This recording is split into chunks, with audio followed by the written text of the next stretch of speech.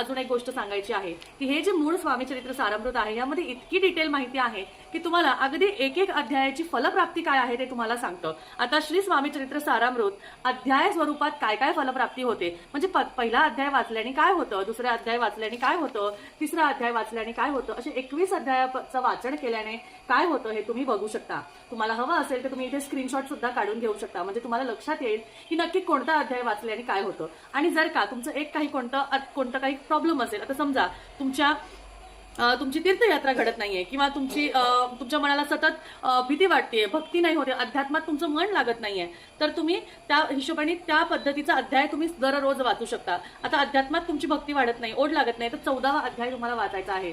स्वामी चरित्र सारामृतात 14वा अध्याय इतका सुंदर आहे, इतका छान आहे की 14वा अध्याय हा म्हणजे खूप असा वेगळा आणि आपण म्हणतो ना की फलप्राप्ती देणारा अध्याय मानला गेलेला आहे.